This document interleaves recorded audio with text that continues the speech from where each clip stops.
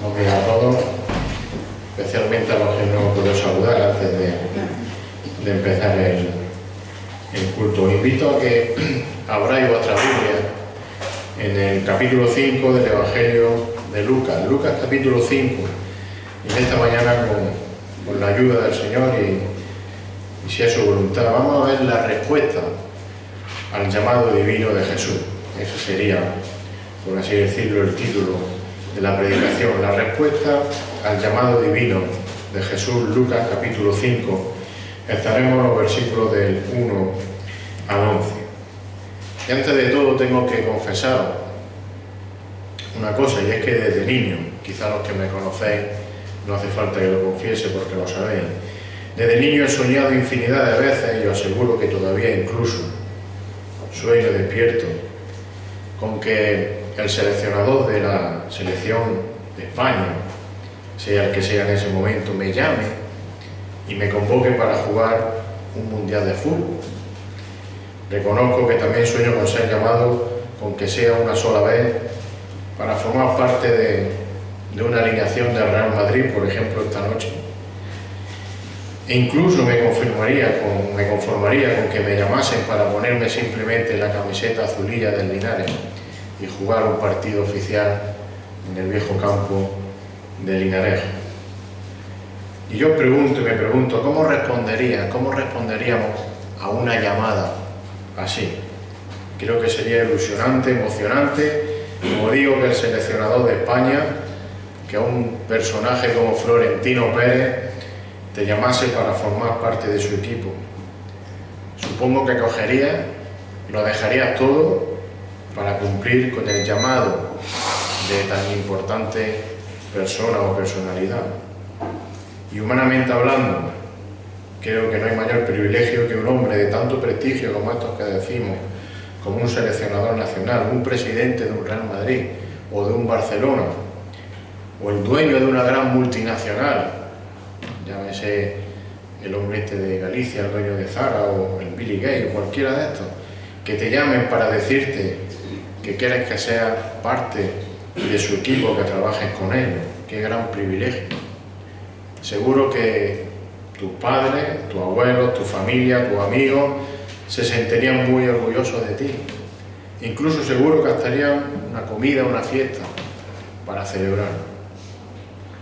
Y esa sería quizás la respuesta normal, como digo, si te llama un hombre importante como este. Y recalco, un hombre, solo un hombre. Quizá un rico empresario y famoso, pero en realidad un hombre, digamos, finito, un simple hombre de carne y hueso que en definitiva es físicamente igual que tú, igual que yo. Ahora bien, otra pregunta. ¿Cuál sería tu respuesta? Si el que te llama a formar parte de su equipo, el que te dice quiero que juegues en mi equipo, quiero que trabajes en mis negocios, quiero que seas parte de mi alineación, es un hombre que es único, es un hombre que, aunque nació de una mujer igual que nosotros, a la vez es el mismo Dios? ¿Cuál sería tu reacción si te llama ese hombre? ¿Cómo responderías, para concretar la pregunta, cómo responderías al llamado divino de Jesús? Vamos al Evangelio de Lucas, capítulo 5 y versículo 11, del 1 al 11, perdón, Lucas 5 del 1 al 11. Dice así la palabra del Señor, que aconteció que mientras la multitud se agolpaba sobre él, sobre Jesús, para oír la palabra de Dios, estando Jesús junto al lago de Genesaret, vio dos barcas que estaban a la orilla del lago, pero los pescadores que habían bajado de ellas y lavaban las redes. Subiendo a una de las barcas, que era de Simón, pidió que se separara de tierra un poco, y sentándose, enseñaba a las multitudes desde la barca. Cuando terminó de hablar, dijo a Simón: sal a la parte más profunda y echad vuestras redes para pescar.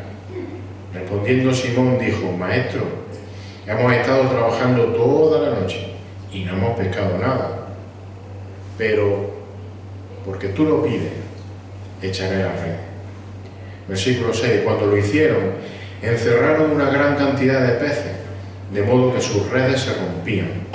Entonces hicieron señas a sus compañeros que estaban en la otra barca para que vinieran a ayudarlos. Y vinieron y llenaron ambas barcas, de tal manera que se hundían.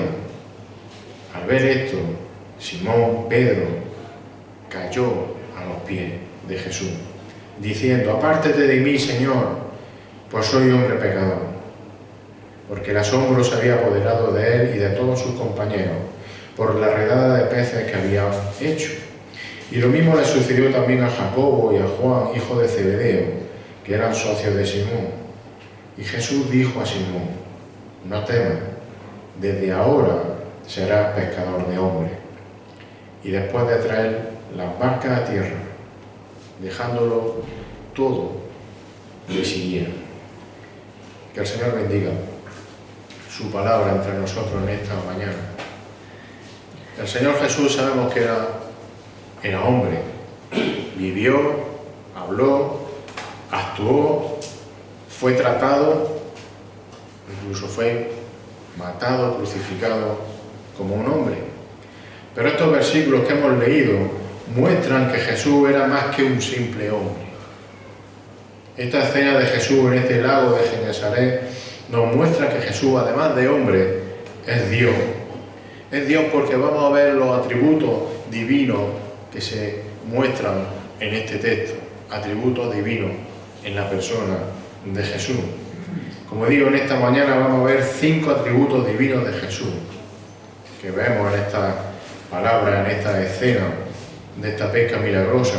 Y luego vamos a ver rápidamente la respuesta de sus discípulos ante esta divinidad de Jesús. Vamos a ver en el versículo 1 al 3 que Jesús es fuente de verdad. Es la verdad. Jesús es la verdad. Jesús es omnisciente, versículo 4 hasta el principio del 6. Y luego de la segunda parte del 6 al 7 veremos que Jesús es omnipotente. Los versículos del 8 al principio del 10 veremos que Jesús es santo. Y al final del 10 y el versículo 11, Jesús es misericordioso. Y como conclusión a todo ello, veremos la respuesta de Simón y de los discípulos ante esta divinidad de Jesús. Una respuesta que se convierte en obediencia, en rendición y en entrega, las 3 incondicionales.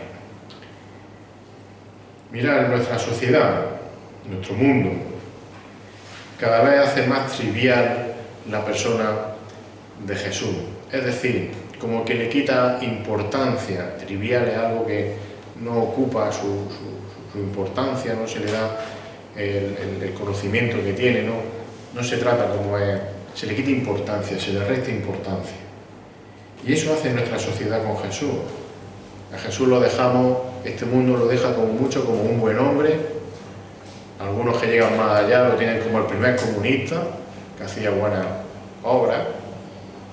Pero es que incluso los creyentes podemos caer también en ello. Cuando, por ejemplo, tratamos a Jesús como un simple amigo. Hemos cantado una canción, Jesús es mi amigo. Gracias a Dios hemos seguido, tiene más frases la canción, porque si no lo hubiésemos tenido que quitar del cancionero. Porque Él es Dios, Él es Rey. No es amigo, es mucho más que amigo. Jesús es el mismo Dios. Y lo demuestran sus atributos divinos, esos atributos divinos que decimos que encontramos en estos versículos. Y el primer atributo es que Él es fuente de verdad. Él es verdad. Versículos del 1 al 3, aconteció que mientras la multitud se agolpaba sobre Él para oír la palabra de Dios, estando Jesús junto al lago de Genesaret, vio 2 barcas que estaban a la orilla del lago, pero los pescadores habían bajado de ellas y lavaban sus redes. Subiendo a una de las barcas, que era de Simón, pidió que se separara de tierra un poco y sentándose enseñaba a la multitud desde la barca. Si os acordáis, el final del capítulo 4, el último versículo que veíamos el último domingo, el Señor estaba ¿dónde? En Galilea. ¿Y qué estaba haciendo allí en Galilea? Predicando por toda la sinagoga. También estaba sanando enfermos y expulsando a demonios por donde iba pasando. Y evidentemente esto hacía que le siguieran gran cantidad de personas. En nuestro caso de hoy, en nuestra escena de hoy que hemos leído en este capítulo 5, Jesús se encuentra en la orilla del lago de Genesaret. Si os digo el mar de Galilea, quizá os suene más fácil. Es lo mismo, el lago de Genesaret, que mar de Galilea, o de Tiberia, o de Cineret, que todos esos nombres, con esos nombres nombrados en la parábola. Fijaros, la expectativa de ver de nuevo un milagro, y sobre todo el deseo de escuchar y de oír predicar y enseñar a Jesús, hizo que gran multitud de personas se amontonasen alrededor de la persona del Señor Jesús, hasta el punto de que éste se ve rodeado al borde de la orilla. Vamos, que lo metían ya en el agua entre toda la gente que había. Como dice el versículo 1 que hemos leído, se agolpaban sobre él para oír la palabra de Dios. Y fijaros una cosa importante, aquí el término palabra, y yo siempre le estoy diciendo a Rebeca, a Juan, que están allí con el ordenador, de vez en cuando, oye, esa letra que dice Padre, o que dice, ponle mayúscula, que se refiere a Dios, las mayúsculas son importantes. Aquí palabra, fijaros, aparece en minúscula. ¿Por qué? Porque no se está refiriendo, en este caso específico, no se está refiriendo a lo que nosotros, cuando decimos la palabra de Dios, estamos hablando de la Escritura o de la Biblia en general. Nosotros estamos acostumbrados a entenderlo así, sino que aquí el término palabra tiene un significado, un uso mucho más literal, por lo cual, cuando la gente se agolpaba alrededor de Jesús, lo que estaban esperando era escuchar, como dice aquí, palabra de Dios, es decir, directamente escuchar lo que Dios tenía que decir. Jesús era como una fuente de la que brotaban o salían palabras directas o directamente de Dios. Cuando Jesús hablaba, las personas que lo rodeaban sabían que estaban escuchando a Dios directamente.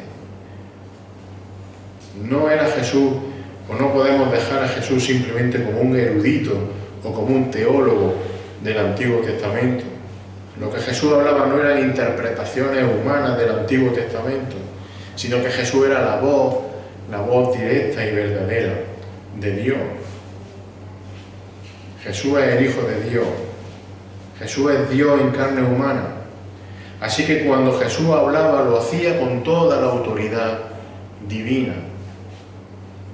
Mateo 7, 28 y 29 dice que cuando Jesús terminó estas palabras, las multitudes se admiraban de su enseñanza, porque le enseñaba como uno que tiene autoridad y no como sus escribas, no como estaban acostumbrados a escuchar. Estaban escuchando al Dios verdadero hablando. Fijaros, de la misma manera que vemos que Jesús hablaba las palabras de Dios porque Jesús es Dios encarnado, entonces, y no un trabalengua, ya que Dios es el único Dios verdadero, así lo llama David en Salmo 31:5, en tu mano encomiendo mi espíritu, tú me has redimido, oh Señor, Dios de verdad, ¿vale? Así lo llama David, así es Dios, el Dios de verdad, el único Dios verdadero. Como digo, y Jesús es Dios, entonces, como digo, es evidente que Jesús hablaba las palabras de verdad de Dios, porque Jesús es la fuente de la verdad absoluta. ¿Por qué? Porque Él hablaba las palabras de Dios. Es como una pescadilla que se muerde la cola. Incluso el Señor Jesús dijo en Juan 14:6, y algunos podéis girar la cabeza a vuestra derecha, y lo tenéis allí escrito, yo soy el camino, ¿y qué más? Y la verdad, y la vida, y nadie viene al Padre, sino por mí. Jesús es la auténtica, única fuente de verdad. ¿Por qué? Porque Él hablaba lo que el Padre le ordenaba, lo que el Padre le decía que tenía que decir. Juan 12, 41, 49 y 50. Dice, porque yo no he hablado por mi propia cuenta, dice el Señor Jesús, sino que el Padre mismo que me ha enviado me ha dado mandamientos sobre lo que he de decir y lo que he de hablar. Y sé que su mandamiento es vida eterna. Por eso lo que hablo, lo hablo como el Padre me lo ha dicho. Jesús es la auténtica fuente de verdad. No hay otra fuente. Bien, volviendo a la escena allí, al lago. El caso es que, presionado por esa aglomeración de personas contra la orilla, el Señor ve allí 2 barcas de pescadores que estaban, lo lógico, por la mañana recogiendo y limpiando las redes para dejarlo todo también preparado para la noche siguiente. Y el Señor se sube a una de ellas y pide que se aparte un poco de la orilla para dejar espacio con la gente y así poder dirigirse a ellos, a las personas, con más facilidad y tranquilidad. Fijaros un pequeño detalle. El Señor podía haber subido a cualquiera de esas 2 barcas. El texto dice que hay 2 barcas allí.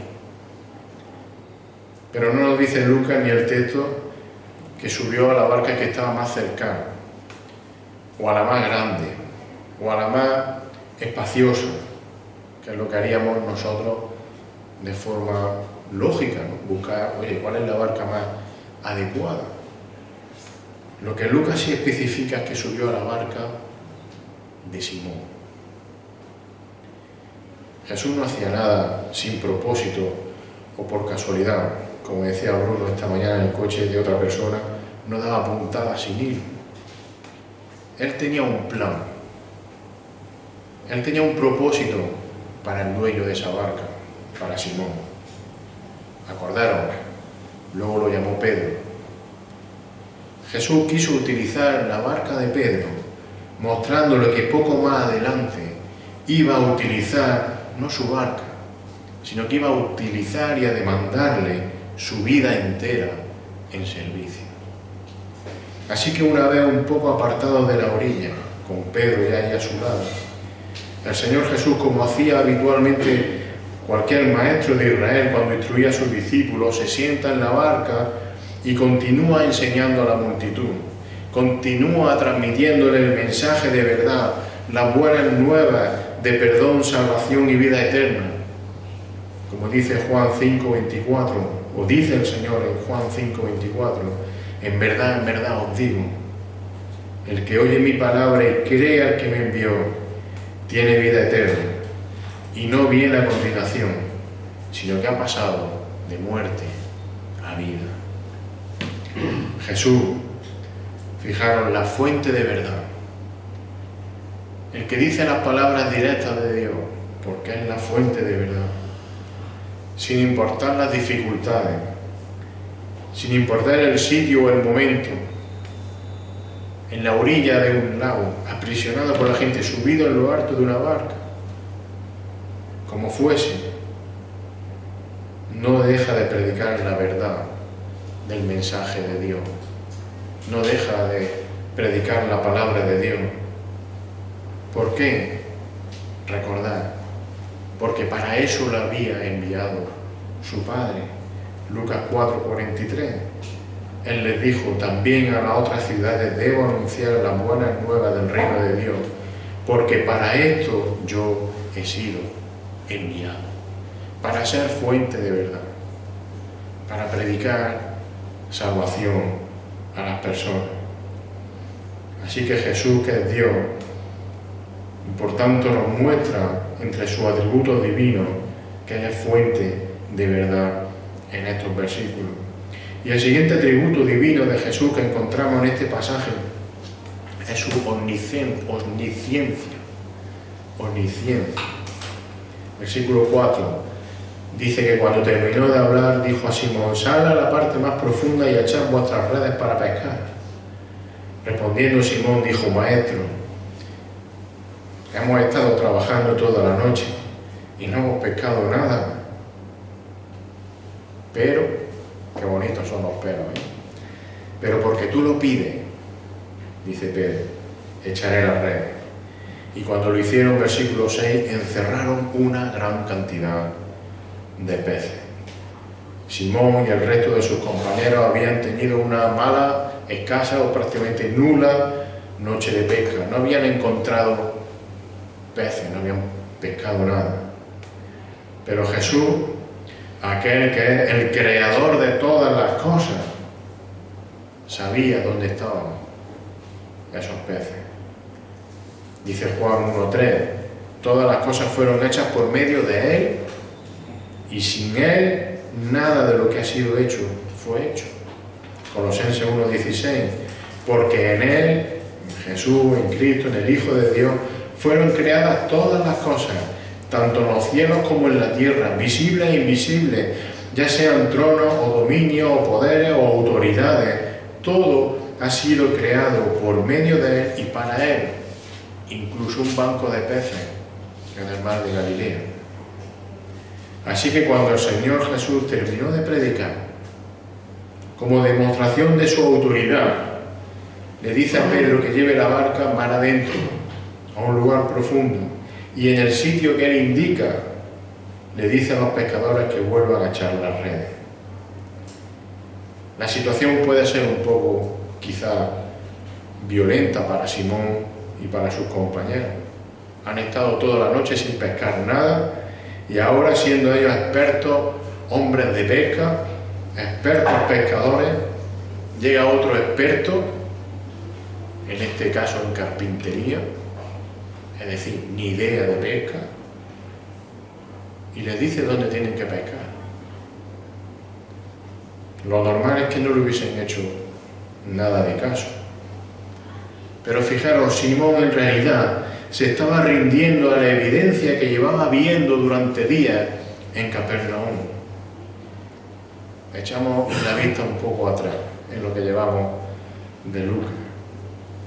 Su suegra había sido sanada, la suegra de Simón, ¿os acordáis? De aquella fiebre.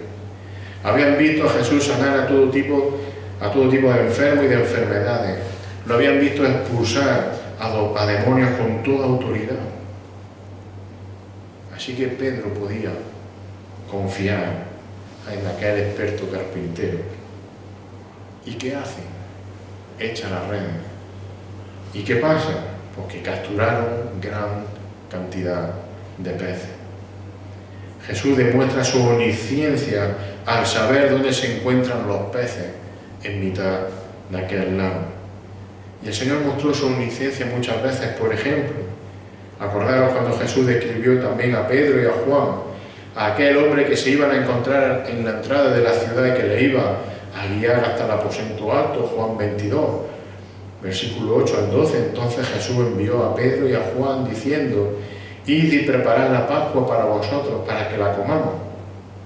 Ellos le dijeron, ¿dónde deseas que la preparemos? Y él les respondió, he aquí, al entrar en la ciudad, os saldrá al encuentro un hombre que lleva un cántaro de agua. Seguidle a la casa donde entre. Y diréis al dueño de la casa, el maestro te dice, ¿dónde está la habitación en la cual pueda comer la Pascua con mis discípulos? Entonces él os mostrará un gran aposento alto, dispuesto a prepararla allí. El Señor Jesús era omnisciente, y la omnisciencia de Jesús era una prueba de su deidad, de tal manera que sus discípulos entendieron a lo largo de todo su ministerio que Jesús era Dios por esa omnisciencia. En Juan 16:30 se lo dicen, ahora entendemos que tú sabes todas las cosas, que tú eres omnisciente y no necesitas que nadie te pregunte. Por esto creemos que tú viniste de Dios. Sabemos que tú sabes todas las cosas, por eso nos damos cuenta que tú eres Dios. Jesús es Dios, es omnisciente. ¿Y qué implica para ti que Jesús sea omnisciente? Entre muchas cosas, Jesús conoce, sabe perfectamente lo que hay en tu corazón, lo que hay dentro de ti. Él es fuente de verdad. Él es el creador de todas las cosas, como hemos visto. Es omnisciente. Así que lo siento mucho.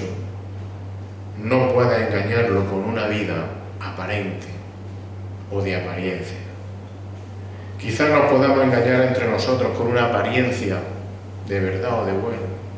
Yo seguro que os puedo engañar a vosotros. Vosotros a mí, puedo engañar a mi mujer, mi hija a mí, puede engañar a tu padre, o no sé, entre nosotros. es muy fácil engañarnos. Incluso te puedes engañar a ti mismo pensando que eres bueno y que eres piadoso y que no haces nada malo. Bueno, estás ahí en el alambre, en tus límites de lo que es bueno y de lo que es malo, y te estás engañando a ti mismo. Pero a quien no puedes engañar es a Cristo, porque Él es omnisciente y lo sabe todo. Él te ha creado y te conoce hasta lo más profundo de tu corazón. Fijaros, dice el Señor en Juan 2, 23 al 25, que cuando estaba en Jerusalén, durante la fiesta de la Pascua, muchos creyeron en su nombre al ver las señales que hacía. Yo creo, todo ahí muy efervescente, por así decirlo. Pero fijaros, versículo 24, pero Jesús por su parte no se confiaba a ellos, porque conocía a todos, sabía lo que había dentro de ellos, y no tenía necesidad, dice, de que nadie le diera testimonio del hombre, pues Él sabía lo que había en el hombre. Dios omnisciente, a Dios no lo puede engañar. Él conoce lo que hay en tu corazón. Cristo es la fuente de verdad, es omnisciente, y vamos a ver que también es omnipotente. Dice al final del versículo 6, de modo que sus redes se rompían. Y el 7, entonces hicieron señas a sus compañeros que estaban en la otra barca, para que vinieran a ayudarlo, y vinieron y llenaron ambas barcas, de tal manera que se hundían las barcas por la pesca. Hemos visto que la omnisciencia de Jesús quedó manifiesta al saber el sitio donde estaban los peces. Pero ahora la enorme cantidad de pesca recogida demuestra también la omnipotencia del Señor Jesucristo. Era tal lo que había en aquellas redes que estaban a punto de romperse. Y no solo se llenó una barca, sino que tuvieron que pedir ayuda a la otra que estaba allí, y aún así era tanto el peso de los peces capturados que las barcas estaban al límite de hundirse. Nunca se había visto una cosa así. Jesús es Dios y por tanto tiene el atributo divino de ser omnipotente, es decir, todopoderoso. Dios, y por tanto Cristo, no solo es el creador de todas las cosas como hemos visto antes, sino que, como vemos ahora en esta pesca milagrosa, también controla toda la creación. Acordaros, el Señor Jesús sustenta toda la creación, controla todo. Lo veíamos en los estudios hace tiempo con Domi los domingos por la tarde, en el libro de Nehemías, aquella reacción del pueblo de Israel, cuando después de que Esdras le lee la ley de Dios y se arrepienten, lo que ellos exclaman, Nehemías capítulo 9, a partir del versículo 5, leo todos los levitas que aquí nombra, dice, entonces los levitas, Jesúa, Cambiel, Bani, Asamnías, Serebías, Odías, Sebanías y Petaías, dijeron, levantaos, bendecid al Señor vuestro Dios por siempre y para siempre. Sea bendito tu glorioso nombre y exaltado sobre toda bendición y alabanza. Y fijaros lo que dice todos estos levitas junto al pueblo, versículo 6. Solo tú eres el Señor. Tú hiciste los cielos de los cielos con todo su ejército, la tierra y todo lo que en ella hay, los mares y todo lo que en ellos hay. Tú das vida a todos ellos, y el ejército de los cielos se postra ante ti. Tú eres el Señor Dios que cogiste a Abraham, lo sacaste de Ur de los Caldeos y le diste por nombre a Abraham. Solo tú eres el Señor. Tú hiciste los cielos de los cielos, todo, hasta aquellos peces que había en ese lago. Así que Simón y el resto de los pescadores estaban siendo conscientes que Jesús es omnipotente, el Todopoderoso, es decir, Cristo es el Dios Todopoderoso, como digo. Jesús es fuente de verdad, es omnisciente, es omnipotente, pero también vemos en este pasaje que Jesús es santo. Versículo 8. Al ver esto, Simón Pedro cayó a los pies de Jesús diciendo: apártate de mí, Señor, pues soy hombre pecador. Porque el asombro se había apoderado de él y de todos sus compañeros, el asombro o el temor, dice la Reina Valera, por la redada de peces que habían hecho. Y lo mismo le sucedió también a Jacobo y a Juan, hijos de Zebedeo, que eran socios de Simón. El Señor Jesucristo se acaba de revelar allí en aquel lago como el omnisciente y omnipotente Dios del universo. Y Simón, ante tal demostración de Jesús, comprende que está delante de la presencia del Dios Santo y se siente expuesto ante la santidad de Dios. Y al sentirse expuesto ante la santidad de Dios, de Cristo, Simón entiende y reconoce su condición de pecador. Apártate de mí, soy hombre pecador. Fijaros, la enseñanza con autoridad de Jesús, tanto en la sinagoga de Capernaum como ahora en la barca. Su poder demostrado expulsando a aquel demonio en la sinagoga, la sanidad perfecta que vimos que había hecho el Señor de la suegra de Simón, y ahora esta asombrosa pesca, llevan a Simón al lugar o a la situación en la que Jesús quería verlo, en la que Jesús quería exponerlo. Quería que reconociese de rodillas su condición pecadora. Todo eso hace que Simón caiga de rodillas, entendiendo que es pecador delante de Jesús. Como digo, ante la santidad de Jesús, Simón reacciona con temor y arrepentimiento. Y es la misma reacción que vemos en otros hombres de Dios ante la santidad de Dios. Hay muchos ejemplos, un par de ellos. Abraham, cuando habló con Dios para interceder por Sodoma y Gomorra, en Génesis 18, 27, leemos que Abraham respondió y dijo: he aquí ahora me he atrevido a hablar al Señor, yo que soy, ¿qué? Polvo y ceniza. Polvo y ceniza. Job, con toda humildad, dice en Job 42, 5 y 6, he sabido de ti solo de oídas, pero ahora mis ojos te ven. Ahora estoy delante del Dios Santo, por así decirlo, diría Job. ¿Y qué dice en el versículo 6? Por eso me retracto y me arrepiento en polvo y ceniza. Mirad, ver la santidad de Dios no te sube la autoestima, como algunos te dirán por ahí. Ver la santidad de Dios te hace ver lo que verdaderamente eres: polvo y ceniza. Un pecador por naturaleza. Alguien que está muerto eternamente por su delito y por su pecado. Eso hace la presencia de la santidad de Dios delante de nosotros.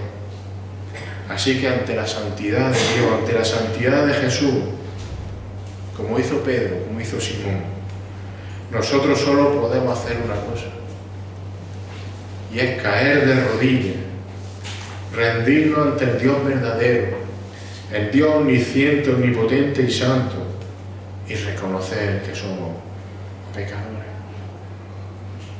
y que solo Él puede perdonarnos nuestro pecado. Y si entendemos esto, entenderemos también, podremos ver a Jesús como misericordioso. Versículo 10 al final y versículo 11. Jesús dijo a Simón: no temas, no temas, a pesar de todo lo que eres, no temas. Y fijaros lo que le dice: desde ahora serás pescador de hombres. Versículo 11, y después de traer las barcas a tierra, dejándolo todo, le siguieron. En medio del temor, al verse completamente pecadores ante la santidad de Dios, temor no, aterrado ante la santidad de Dios, viendo lo que ellos eran. Pedro quiere apartarse del Señor. Apártate de mí, Señor. Sin embargo, fijaros, y esto es la gracia de Dios. Esto es la gracia y la misericordia de Dios. Jesús quiere todo lo contrario. Pedro le dice, apártate de mí. Pero Jesús quiere que Pedro no se aparte, sino que se acerque. Y eso es, como digo, la gracia. Eso es la misericordia de Dios.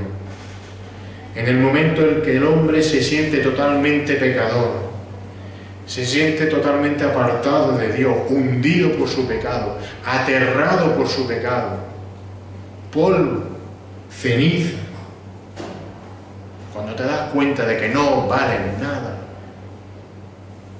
Cristo el Salvador te busca para reconciliarte. Eso es la gracia y la misericordia de Dios. Y no por tu mérito, no porque tú lo valgas, eres polvo y ceniza, simplemente por la gracia de Dios, por su amor y su misericordia. Lo ha leído Juanmi cuando partíamos el pan, Isaías 57:15, porque así dice el alto y sublime que vive para siempre, cuyo nombre es santo. Habito en lo alto y santo, soy el que está ahí arriba, el más sublime, el altísimo, y habita allí, pero también habito con el contrito y humilde de espíritu, con el que se siente polvo y ceniza. ¿Para qué? Para vivificar el espíritu de los humildes y para vivificar el corazón de los contritos, de los que tienen el corazón destrozado por su pecado y ilusión. Así que Pedro, Jacobo, Juan, abatido, aterrado al sentirse profundamente pecadores, quieren apartarse de Jesús. Sin embargo, Jesús extiende su mano hacia esos pecadores arrepentidos y les dice, no temáis. Pedro, no temas. No estéis aterrados. No tengan miedo, como el miedo que tenían los demonios cuando veían al Señor Jesús. Eso sí era el miedo, eso sí era temor. Vosotros no tengáis ese temor, ese terror. Evidentemente, un paréntesis, este temor que aquí dice el Señor no es el temor que deben tener sus hijos arrepentidos. Acordaros, es diferente. Nuestro temor hacia Dios es un temor reverente. Ese sí es el temor que tenemos que tener los creyentes. Un temor que se basa en el amor, en la admiración hacia nuestro Dios. Un temor reverente que se traduce en obediencia y en adoración por nuestra parte. Como dice el Salmo 2:11, adorad al Señor con reverencia, alegraos con temblor. Pero el temor que tenían aquí era terror, terror por su pecado.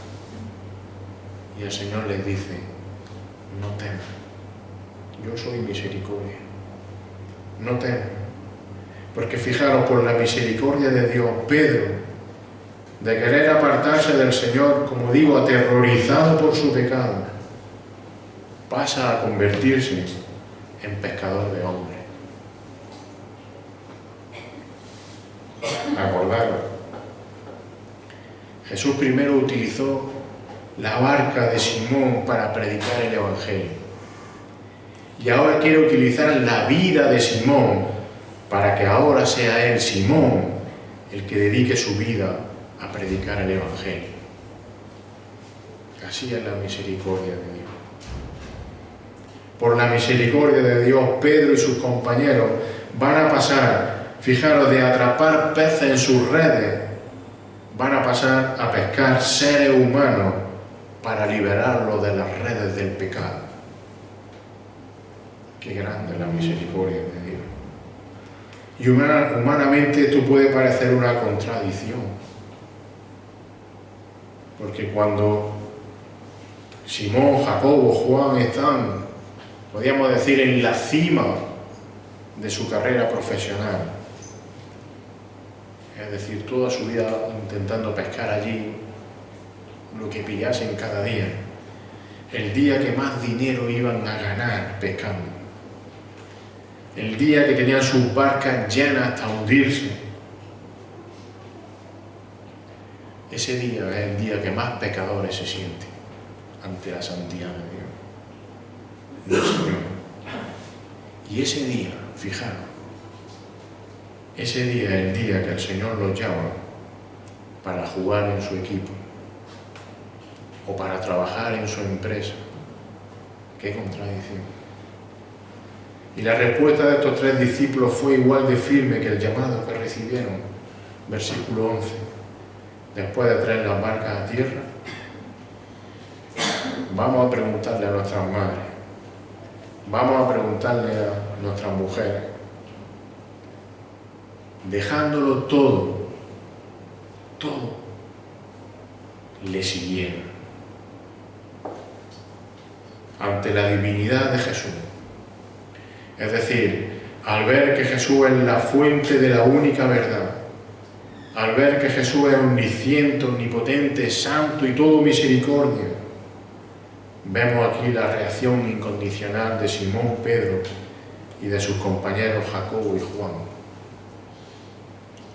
Una obediencia incondicional, una rendición incondicional y una entrega incondicional. Fijaros, versículo 5. ¿Qué dice allí Pedro? Después de que le diga al Señor echar las redes. Porque tú lo pides, echaron las redes. Obediencia incondicional. Ante la divinidad de Jesús, ¿cómo reaccionan Pedro y sus compañeros? Versículo 8. Simón, ¿qué hizo? Cayó a los pies de Jesús y reconoció su pecado. Rendición incondicional. Cayó a los pies de Jesús. Ante la divinidad de Jesús, ¿cómo reaccionan Simón, Pedro, Jacobo y Juan, los que estaban allí pescando? Versículo 11. Dejándolo todo, le siguieron. Entrega incondicional. Obediencia, rendición y entrega incondicional. Si en esta mañana sientes que el Dios verdadero, que el Dios omnisciente que conoce lo más profundo de tu corazón, que el Dios omnipotente y santo, por su misericordia, está llamando a tu corazón y te está diciendo no temas a pesar de lo que hay en tu corazón. Haz como hicieron estos pescadores. Obedécele, ríndete y entrégate. Es decir, cae a los pies de Jesús y síguele sin ningún temor. Porque ya lo dijo el Señor Jesús, lo hemos leído antes. Y con esto acabamos, Juan 5:24. En verdad os digo, el que oye mi palabra y crea al que me envió, tiene vida eterna y no viene a condenación, sino que ha pasado de muerte a vida. Todo por la misericordia de Dios. Que el Señor bendiga su palabra. Señor, en esta mañana, Señor, al profundizar en tu palabra, al ver quién eres, al conocerte más, al ver que tú eres la fuente de verdad, al ver que tú eres omnisciente y que sabes todo, que tú eres omnipotente y controlas todo, que eres santo en perfección y que eres todo misericordia hacia el pecador arrepentido. Señor, solo podemos caer rendidos ante ti. Señor, postrarnos ante tus pies, Señor. Pedirte que perdones nuestro pecado y rogarte y pedirte que nos des la salvación y vida eterna que solo tú puedes darnos a través de tu sangre derramada en la cruz del Calvario. Gracias porque tú nos llamaste por nuestro nombre a la mayoría de los que estamos aquí. Señor, y pudimos entregar nuestra vida a ti, Señor, hace tiempo. Te pedimos que nos ayudes a seguir viviendo, siendo conscientes del Dios que tenemos. Señor, y si hay alguien que todavía no se ha rendido a ti, que no ha entregado su vida a ti, Señor, te rogamos que tú, Señor, toques tu corazón. Señor, que lo exponga ante tu santidad, como hiciste con Pedro, para que venga a ti arrepentido. Señor, y tú puedas rescatarlo y darle la vida eterna que solo tú puedes dar, Señor. Sigue tú salvando personas. Y como digo, si hay alguien en esta mañana, Señor, que está viendo tu santidad, tu divinidad, Señor, rompe su corazón para que se rinda a tus pies, Señor. En el nombre de Jesús te alabamos y te adoramos como el Rey de Reyes y el Señor de Señores.